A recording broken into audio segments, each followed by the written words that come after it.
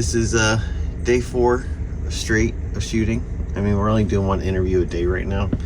I think 2 days are going to be coming soon because we got a lot of, this is obviously a lot of interviews to do.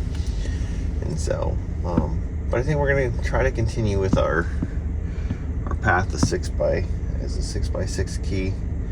It depends, because sometimes we have to go to schools down in Philly, and the problem with that is that they don't have elevators in those schools usually, and so you really limit yourself on how much you take in, because you're most likely going up steps to get up there. So today we are in the country.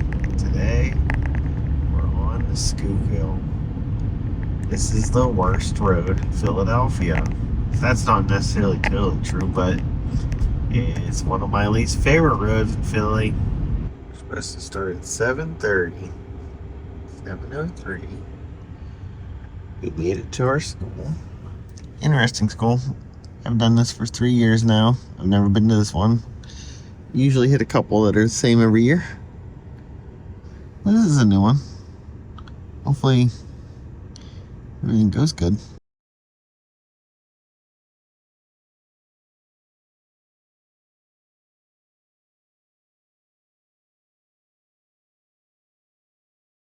This is what it looked like. We did have lights back here, but Dee's already taken them down. Sorry. Pretty contrasty. Probably should have did something different, but this is what we have.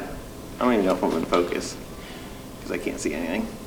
Okay, cool. It's Friday. We're on our last set of interviews for this week.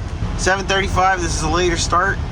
The school actually contacted us last night and asked that we come in a little bit later, around 9.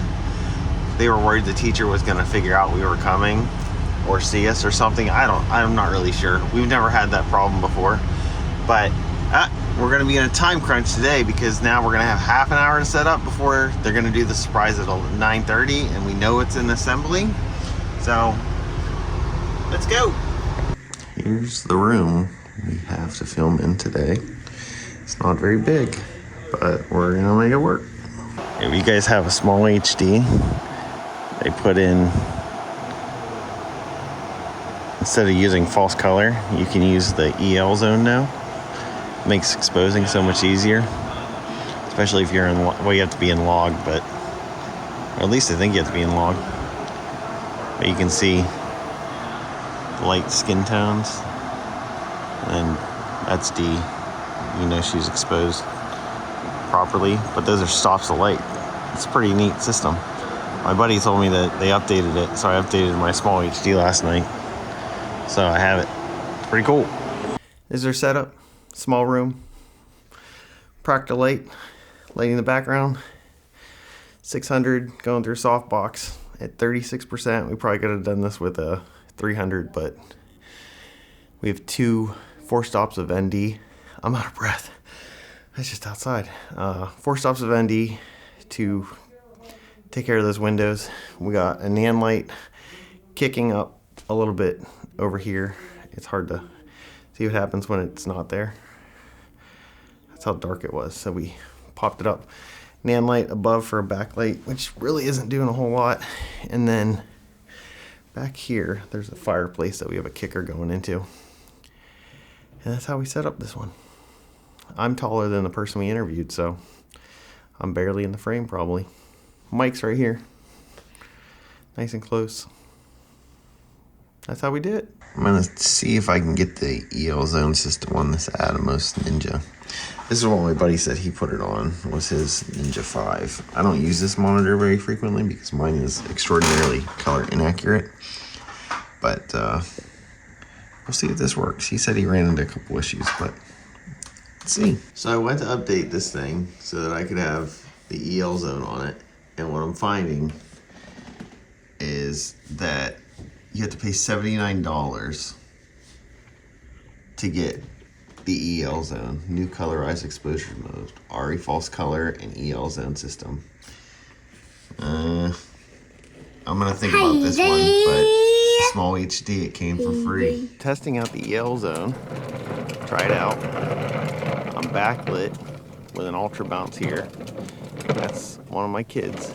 in the background, and it definitely makes exposing easy.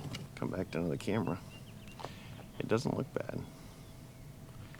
Maybe move this ultra bounce this way to kind of get it to wrap a little more. Let's try that.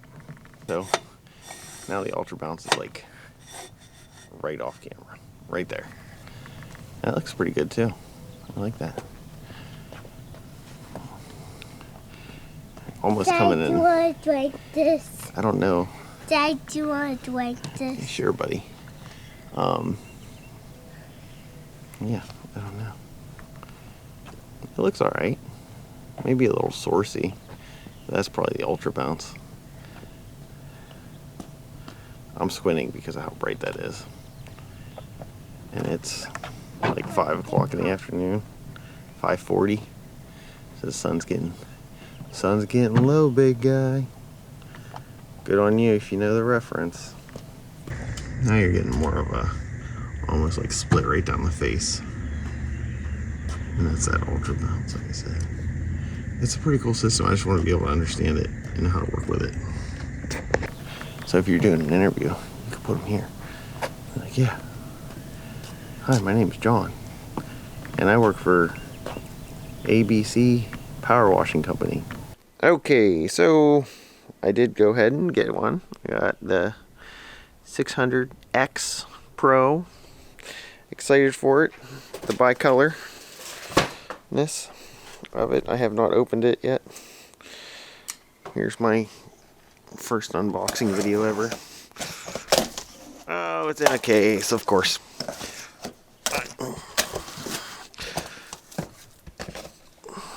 It's the Pro. My 600D is not a Pro. I think this will be helpful to have on set though. Just the bicolor. I know it's not as powerful as the other one, but I think it's going to do a good job. And so, I don't know what this...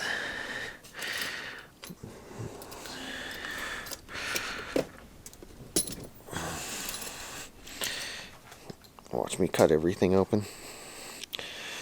I imagine it looks exactly like the other one. But I don't know how to fit all this stuff in the van. A little different. The ballast is different. That's for sure. The light itself, outside of being saying Pro on it, seems to be exactly the same. Oh, didn't lock that down. Yeah. Okay, so we'll have this as a bicolor option. Not quite as powerful as the D version, but you know, it'll do what I need it to do. So the moral of the story is I bought the light. Oh, this is a nice ballast though. Okay, catch you guys in the next one.